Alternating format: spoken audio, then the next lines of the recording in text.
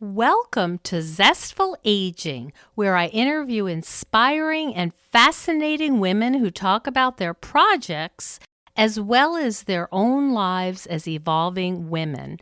I'm your host, Nicole Christina. And if you like the podcast, you'll love my newly updated companion online course, Zestful Aging, Simple and Sustainable Habits for Health and Longevity. Learn more at NicoleChristina.com. Well, I have my coffee in my hand and my little Jack Russell Sparky right beside me. So let's begin. Christine Herbes-Sommers is an award-winning independent filmmaker who has produced over 100 hours of documentary, dramatic, and educational programming for PBS since 1976.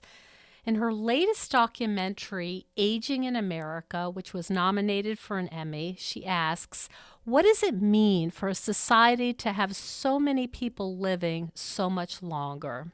Rather than looking at aging as an individual predicament, the documentary makes connections to social policies and institutions, tackling topics such as how we work and where we live, and how those arrangements could or should be updated to meet the current reality. Welcome, Christine. Why, thank you. I'm very happy to be here. I am delighted. And let me make one tiny correction. The film is called Coming of Age in Aging America. And the title is, the coming of age part is really important because this film is about all of us. I think the biggest takeaway and message from the film is that an aging society is not about old people. Mm-hmm. Emphasis on society, an aging society is not about old people. It is about everyone. So, okay, sorry about that. Yes, okay. No, not at all. So, you have made other films in the past, and you've spent a successful career doing that. I'm wondering how you choose your subject material. Well, that's a really interesting question. And sometimes people, our colleagues have come to us, for instance, with Race, the Power of an Illusion, or Unnatural Causes, Is Inequality Making Us Sick? And they ask us if we would just take on the whole big series. And we say yes, because that's the kind of film that we make. In other cases, so for instance, with American Denial, which is about implicit bias, that came out of,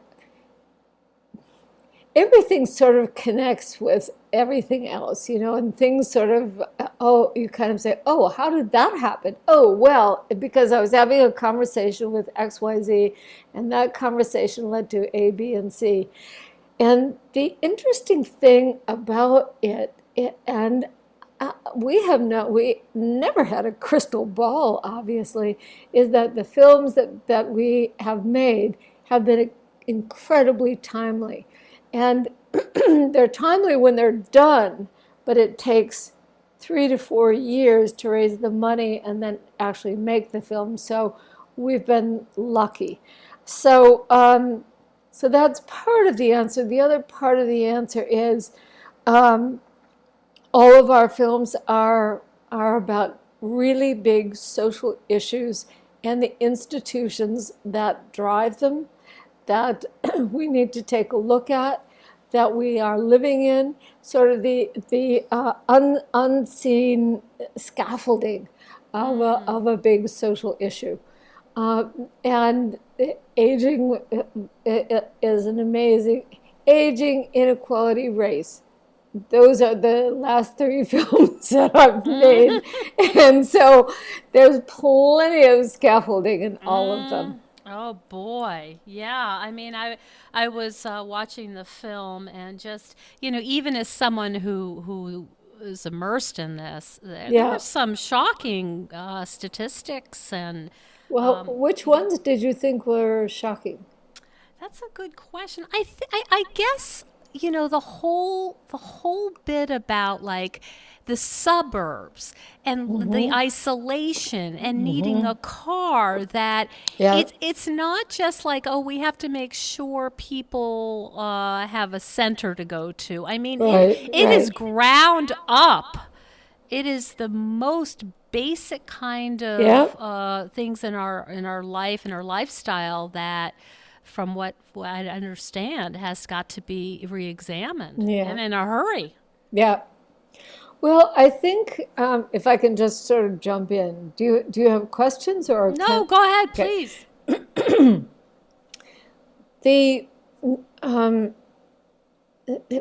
the whole film rests on an understanding of what Laura Karstensen talks about when she says we have got to think differently about the life course. Um, Hmm. and and you've seen the film, so you Yes, know she's that. the center of longevity at Stanford. Yeah, she's and she's arguably the queen of longevity studies in America, although she would blanch at that characterization anyway. Her big idea is an abstract idea, but once you start thinking about it, it sort of changes everything that you think you can do or have to do, or what the society needs to do or what it needs not, and so on. And the idea is that for most of human history, the average lifespan was in the, well, first it was in the 30s, and then it was in the 40s, and then it was in the 50s. This is really the very first time in human history that longevity into the 80s has been common. 80s, 90s, and 100s. I mean, I can remember when on the Today Show they featured, centenarians. Oh, this person is 100. How did you do it? Yeah. Well, no more. There are really a lot of them. Okay, well, They're a what? dime a dozen. Well, but what does that mean for us as a society? That we essentially, demographically and statistically speaking, are looking at 20 additional years of life. And um, and it's uh, for many older people, they're very, very healthy, active, um, and well, we can get into all the other aspects of that particular demographic, but think about it. Um, uh, a huge piece of the population being 65 and above.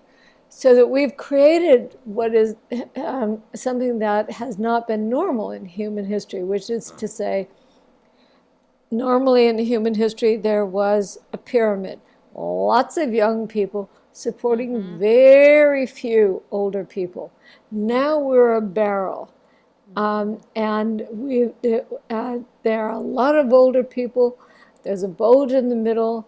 There are, and then it narrows down to fewer younger people. Now it's an important thing to actually think about that.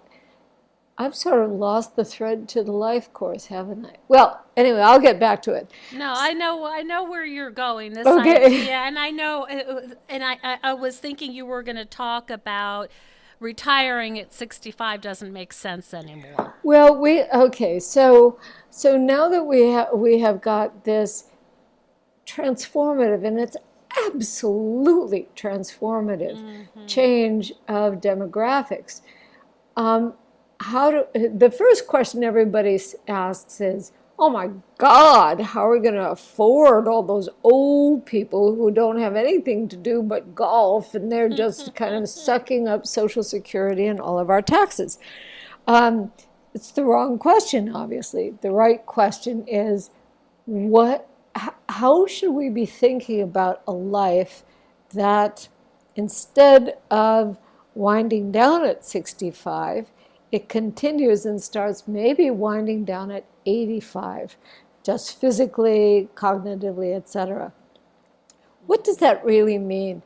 So Laura Carstensen has basically said, you got to think about the life course differently.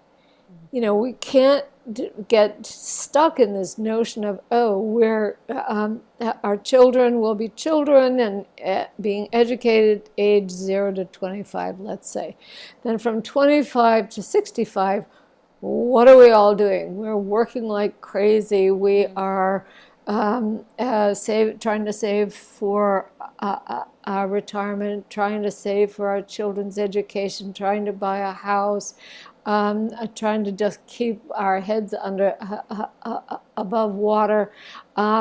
We've got older parents that we're trying to take care of, and on and on and on. So what demographers have found is that this particular period is actually the period in which there is the lowest sense of well-being among the entire population. And that middle part, or that middle part, and it sort of tanks around age 43 to 47, and it tanks really badly for women, who tend to be the caretakers of both generations.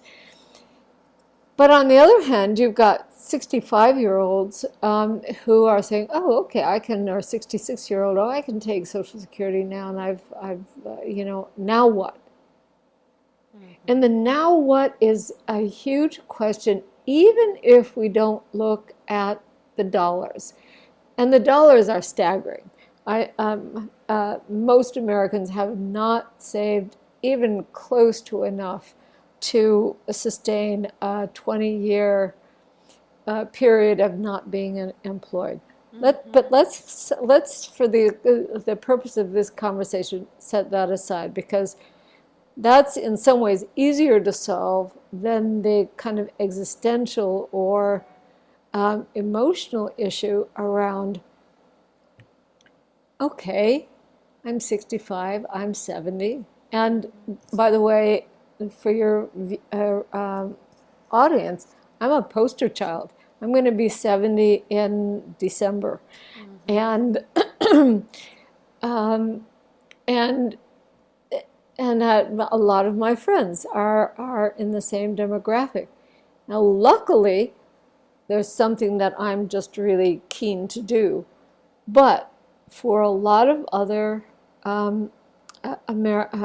people my age, they don't want to keep working in their same jobs and, kind of dealing with 9 to 5 and all of the, there's a reason that you lose patience with that after a while. You've been doing it for 45 frickin' years. And so now what do? And we really do not have any social structures in place that A, welcome older adults, and B, welcome older adults on the terms that they need to be welcomed, which is to say, many of them are not strong enough physically to adapt to continue the work that they were doing. Many just, they're tired. I mean, 45 years of, that middle section, you're just plain tired at the end, worn out. And so they want to work part-time. Oh gosh, I could do chapter, book, and verse on the film, and you don't want me to do that. But so how do we begin to think about that middle section of our lives? Not the end. We can talk about the end in a minute, but that middle section as a way to help to create thriving, healthy older adults. how do we look at that period of time um, in which we are not seeding obesity and depression and kind of fatigue and Substance, yeah, abuse. substance abuse. Yep. Mm-hmm. Um, so, so one of the things that Laura Carstensen argues is that, look, what does it take to take a year off in the middle of life versus at the, when you're 67, 70 and you've got all the time in the world, to be able to retrain, rethink, have time with your family, take a breath, Hmm. Like a etc. sabbatical from your life. That's right. A sabbatical, that's an excellent way of putting it. Um, and and there, I've been in a lot of screenings, at libraries and whatnot, and you just see the heads kind of nod up and down during that section of the film, in which she says, it's the squeeze. We are squeezed, and then by 65, all we want to do is just kick up our heels and rest. Well, 2 years later, you're going, rest? This is so boring. I've been and so on and so forth. There are a whole bunch of other things that retirees think about, but golfers don't seem to have this problem. But So I'm curious about how your life has been following this course, and I'm wondering. I know that you've started a whole new chapter, and how what was the thinking? What was the process for you in deciding to leave the documentary film making and to start a new chapter? well, um, first of all, I was tired. I was physically tired. People may think that filmmaking is a very glamorous, um, and film producing is a very glamorous profession, but it is hugely stressful. You have to manage a big staff. You have to raise the money to do it, and then it takes at least 2 years to get the film right. You shoot it. You are shooting, so you've got 13, 14-hour days, and then you're back at it the next day. And these are the kinds of days in which if you don't get the story, then you're never going to get it. Um, Did you go so, to California? Do you have to travel and oh, meet some of I the went. experts? I went anywhere that the experts lived, is where I would go. So I've Hmm. been to Europe. I've been to all over the United States, to find the right experts for any given film, whether it's a race film, whether it's an aging film, whether it's an inequality film, or a history film. So tremendous amount of travel, and anyone knows that this is just a pain in the neck and tiring, just really, really tiring. And then I was managing the company and managing the employees and having to come up every year with the $300,000 payroll, just to keep the company alive, not to mention making the films. So at some point, during the making of this film, and I can't even tell you what point it was, um, I just said, this is a good film to go out on. Mm. And and at first I thought, well, yeah, right, Christine, you're good. Okay, yeah, you're going to stop working. And in fact, almost all of my peers and colleagues said the same thing. Oh, yeah, right, Christine, you're not going to make another film. In fact, yesterday someone said, I hear a film brewing. No more films. Um, and So then the question was never for me, what do you want to do? I have always wanted to be trained as a real academically trained artist. And that's never what I did in my life and never could do in my life. I was a mother and a worker and this, that, and the next thing. So I'm not going to take you through the whole process of researching the right place for me to be, but I've figured out a way financially. And a lot of people don't have this luxury, so I'm a little bit hesitant to talk about it. But I have a house in Cambridge. I can rent that house. I rent that house and it provides me with income. Then I have saved a certain amount of money that will get me to Social Security at the maximum possible age, which is age 70, which I would urge everybody to do because the payback is so enormous. And so I sort of figured out the money. I'm not going to make it. I'm going to fall about five or $6,000 short, on my monthly budget. But that was a big question. Can you do this? And then the second question was, where, how, what, where do you want to live? And that's complicated and some of it's personal, but for your listeners, it has nothing to do with a man. Just want to make that Yeah, right. I did not follow any man. Part of it was I've lived in big cities my entire life, and I wanted to live in a smaller place.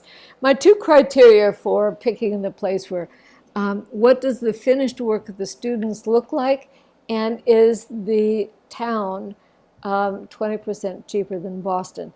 Now, that's easy. almost every. Yeah, that's an easy one.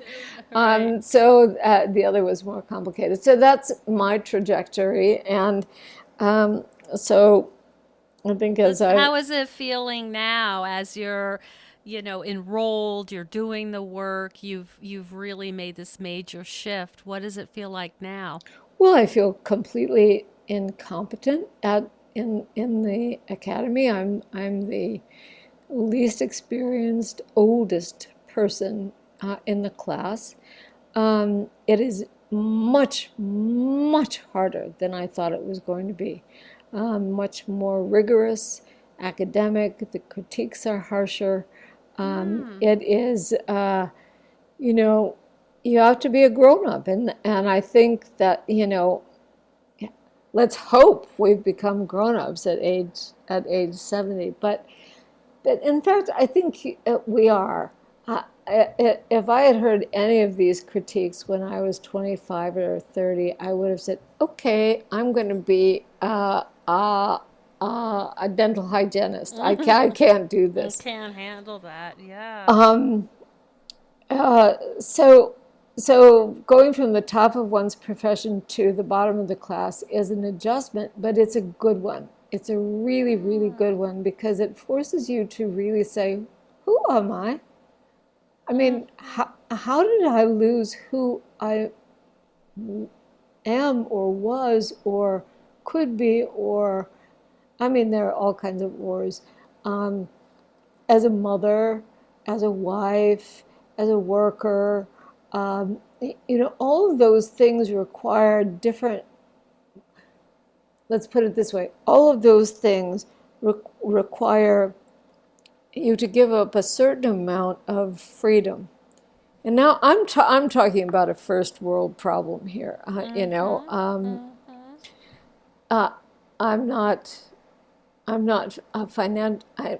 I'm financially getting by, but loving life. And because in addition to doing in this art program, which will go on from at least 4 to 5 years. Um, I'm learning how to ride a horse, which is Oh just my something goodness. excuse me, I always wanted to do in my whole life. Mhm. Mhm. And it's cheaper to do that down here, and so I'm posting and trotting, and we're about to go into Oh my. cantering, and it's Oh like, oh my my goodness. God, this is just the best. But I can afford it now, and I have the time, and I have the freedom. To have this freedom is just amazing. It's Mhm. just amazing. So the Mhm. next piece of the, and I've also, again for your listeners, I came from Cambridge. I still have my house up in Cambridge, Massachusetts. You could not find a bluer town in the country. Oh, right, right. Politically, you come down here and you could not find a redder county. You are really challenging yourself at so many I levels, know. physically, I artistically, know. politically. I mean, do they know who you are? Isn't Do they that hilarious? Isn't that hilarious? Oh You my are, I gosh. mean, it just sounds so jarring. Oh, it's totally jarring. It's just, but I was I mean, I was kind of ready for it. No, I wasn't ready for it, but I'm just thinking about your work and your work about, justice and, yes, yeah, race and all of these huge yeah, social, and you are going into, this is like with the belly of the beast. yes. Except that I'm not doing very much in the social, in the social activist venue. I mean, I have joined a club, the first club I've joined since I was a Girl Scout. I've joined the Moore County Democratic Women's Association. Um, but there is more that I could do. There's more that I should do. But there is also, at some point, we start to get serious about take a breath. You'll get there.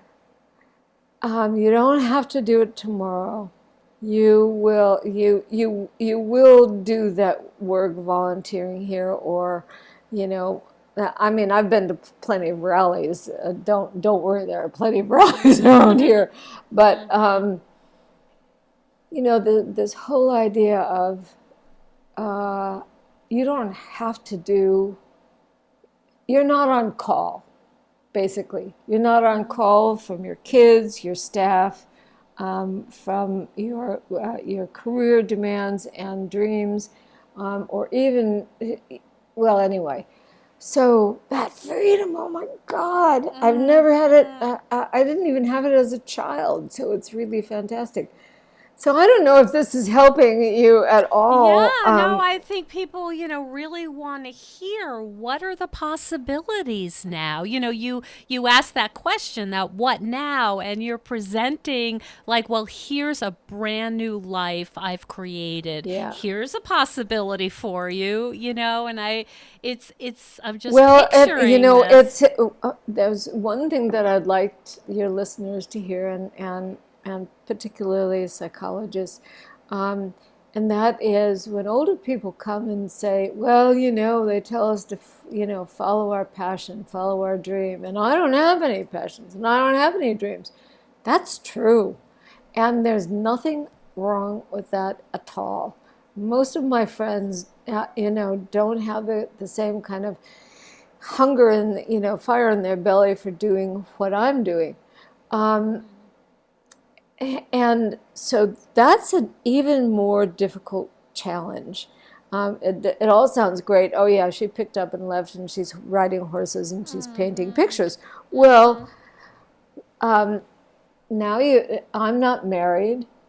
My Mm-hmm. child is going off to medical school, so I'm not even going to think about him for a while. And um, so, what about those of us who are either encumbered with caretaking for a spouse, or don't really have a notion and some of the smartest women I know are in that position. It's like, well, I don't know what to do with all this time.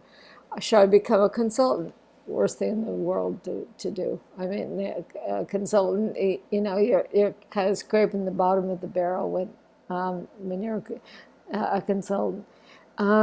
So it is very important to take time. Just don't leap into a next job. Don't leap into a consulting position if you've got the professional chops. Take a breath and read books for 6 months.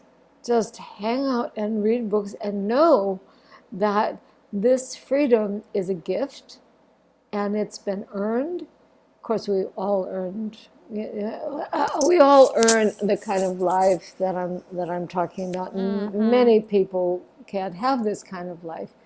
But then slowly but surely, make sure that you keep on getting out into the world. Don't self-isolate. Men have a lot more trouble than women do with this, but it's still a reality. Move if you're in the suburbs, because the suburbs will help you continue to self-isolate. Move your body. However you want to move your body, whether it's dancing to Carly Simon, because we all did, or doing something more formal. But don't be put off by this idea that you have to have a passion, or you have. Yeah, I think that's a really good point. And what I'm curious about is, with all of these major changes, how did you deal with any anxiety or any, I'm going to a place that is new. I don't know people there. I'm going to be the oldest person in my program. I mean, how do you deal with those, although they're exciting and there's freedom, that is major transition. Yes. Well, I've had meltdowns. Okay. I've cried, but I, like almost every single one of your listeners, I have a cohort of friends. Now, interestingly, what's happening at our age is that some of them are going to North Carolina, some of them are going to Florida, some of them are going to Arizona. So they're moving out of Boston. My staying in Boston would not guarantee me any more access than I have right now. Learn to write funny emails, and really use emails and texting as a way to even a text that says, "So what's up, girl?" That will keep you engaged, and sort of lift your soul. How do I deal with the anxieties? I really don't know the answer to that question because I've been an anxious person my whole life. But the difference here is that I'm not doing any of this to get my show on PBS or to get a scholarship to college or to get a grade or to impress my husband or whatever. Any externals. There are just, and it's really important, I think, although I haven't had to deal with this because my divorce preceded and it was horrible, preceded this change. But to be able to communicate with one's partner that you're struggling with this, you're going to go out and find something. You don't know what it's going to be. And, begin to liberate that authentic self that, I know authenticity is that, like, oh God, if I hear that word one more time, I'm going to shoot whoever says it, right? But there is a real self.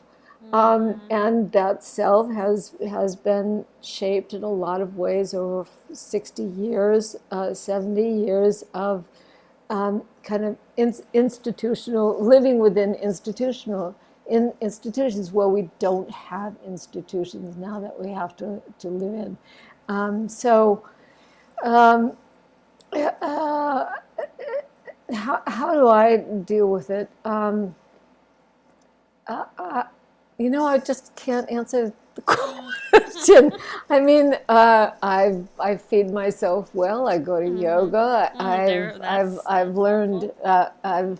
I'm taking writing lessons. I talk to everybody. I mean, everybody. I go into a shop, and if somebody looks in, kind of, if someone Near, will talk to me, I start talking to them, and all of a sudden I'm at their 4th of July party.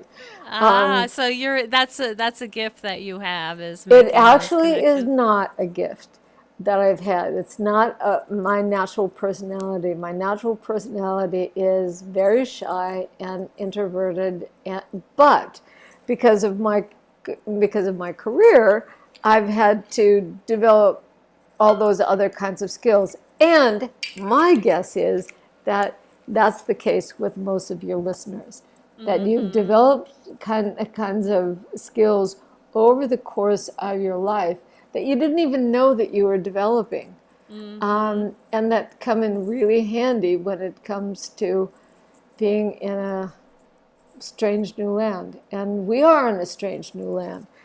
Um, Do you have any other questions? I mean, I feel like we haven't really talked about the data or the politics of the Yeah. film. No, I mean, the general idea that everything is changing, the demographics are uh, Let, very, let, very startling on how well, many people. Yeah, go let me ahead. let me make a point that, or let me plant an idea that uh, most people don't think about. And there are lots of things in the film that none of us ever thought about until we started making the film. But here's one that is surprising. Um, when you think about an aging society, it's unlikely that you will hear the word immigration in the same paragraph or the same sentence. But when you think about what is called a dependency ratio, younger people paying taxes, paying Social Security, et cetera, whether they're legal, whether they're not legal, whether they're on a path to being legal, um, um, so long as they are being educated to enter the workforce. That is absolutely necessary for an aging society, and there's no mistaking that this aging society is a permanent phenomenon. It's not going to go away with the baby boomers. The millennials are as large a cohort as we were. So it means that, and so there was a piece in the Times this morning about and this is the second consecutive year in which the American birth rate has fallen. Um, that is a huge demographic factor that that that change. It's a game changer. If there is not an infusion of workers, of children in schools, of Social Security contributions, tax contributions. I mean, that's a very cold way of looking at immigrants, especially now that so many are suffering on the border. But when you look at the demographics, immigration is huge. We want immigrants.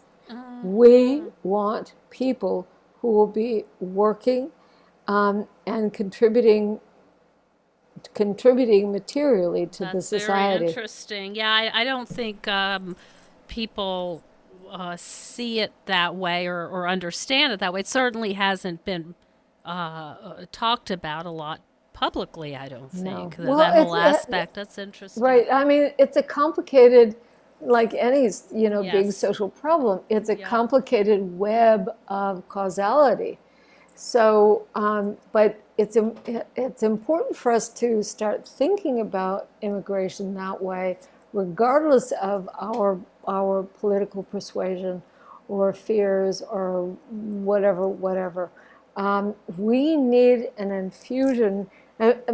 There are countries, Japan, Germany, many European countries, and China especially, is heading towards either what we call a beanpole or an inverted pyramid. That's dangerous. That's unstable. Pyramids are inherently stable. Turn them upside down, they're inherently unstable. And, well, anyway, I've said my thing. So no, I have this. Oh my God. I want to talk about policy, but I also want to ask you questions like this one. What project are you most proud of? Because you've committed so much of your life and energy to tackling these social issues. Which one stands out to you as one that your favorite? Well, I'd like to say that it's the aging project, but it's not. I think my favorite, not because it was the easiest to make, but because it was the most important and embracing, was unnatural causes is inequality making us sick. Now, we made that film, Nicole. I don't even remember now. It was, what year are we in? I don't know. 2018. Yeah, 8 years ago, 10 years ago, something like that. Yeah. Before the notion of inequality was, I mean, before it was kind of part of the public patter. So we had some trouble finding the data. We had trouble, and in fact, we had to hire people to research the data for us. And it ended up being, I did the signature film, and then there were 6 half hours after that looking at infant mortality, the disparities among black and white, um, employment, sickle cell, and obesity, et cetera, et cetera. And mental health. Did you do mental health? I haven't seen this film. No, we didn't. Okay. We did not. Because that, of course, now we know if you grow up poor, you're much more likely to have a Much more psychiatric. likely, Yep. much more likely. But you know what? We didn't have the data then. And all of our films are, I have to say, they're data driven. And that makes them sound really, really boring. But we don't say anything in our films that we can't say, here are the numbers. And the numbers are incontrovertible. Um, uh, you can link, and we did do this quite a lot, correlations. So the correlation between stress, let's say, and obesity, and early childhood trauma, and blah blah blah blah blah blah blah. That whole stress pathway biologically, if overactivated over a long period of time, leads to well, as you know, phenomenal health problems, cardiac problems, obesity, diabetes, all of the expensive problems in our society. Not to mention now the opioid epidemic. I mean, you feel stressed, you don't have a job. Give me something, so I don't feel so helpless. So that film won a DuPont Columbia journalism Television Journalism Award, which is really the top journalism award in my business. But more than that, much more than that, is that it has been adopted by, well, at last count, it was around 95 public health master's programs around the country. Ah. And I'll just tell you a little anecdote. It's everywhere. I mean, you say unnatural causes, they go, oh my God. Oh. So here's an anecdote, a very quick one, and that is when my son was a sophomore at Washington University, he kind of got smitten with a girl, and he was about to meet her best friend, Pia. So I thought, oh, gee willikers, wow, what do I wear? What do I be? So he meets her, and, well, what's your major? Oh, public health. Oh, yak, yak, yak. And then finally gets, well, what do your parents do? And so he tells them, and he tells them what his mother does. And she said, oh, well, would I have seen any of the films? And he said, well, she just finished this series called Unnatural Causes is Inequality Made. And she goes, oh my God. Oh my God. Oh my God. That is the best. That is the best thing. It has opened my eyes completely. And all of a sudden, I can see him kind of say, okay, Mom rocks, She got the girl for me. That's a great story. But that does happen quite a lot. And that's, in the end, phooey. We can make all kinds of movies, and they can be fun, and they can be interesting, and they can be dreadful and dreadfully hard, but you can love your coworkers and yada da yada da.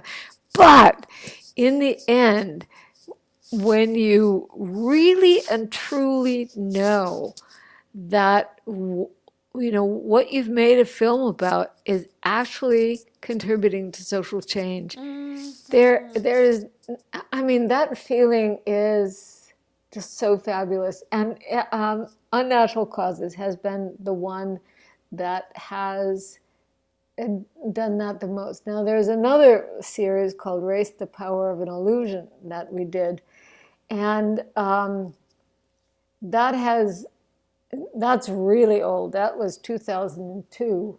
But it's still in high school curriculums, college curricula, even though by now some of the genetics are inaccurate. The substance is still the case. And it's still timely, as you I said. know. These films are, they're not brand new, but we're still really battling these. Yeah, they're kind of evergreens, and how lucky. If I were to meet my maker tomorrow, I could account for my stewardship. But then if he asked me about all the terrible things that I did, I'd say, well, look at all the good things I may have done. Like, look at how wonderful my son is, or whatever. Anyway. Christine, thank you so much. Nicole, thank you. This was really fun. Thank you so much for joining us on Zestful Aging. If you like the podcast, please share with some of your friends. I love to hear from my listeners. Send me an email at NicoleChristina.com. And please consider becoming a patron of the show. You will get access to exclusive bonuses, and you will be part of the Zestful Aging community. Keep us going strong. Go to patreon.com/zestfulaging. See you next time for another episode of Zestful Aging.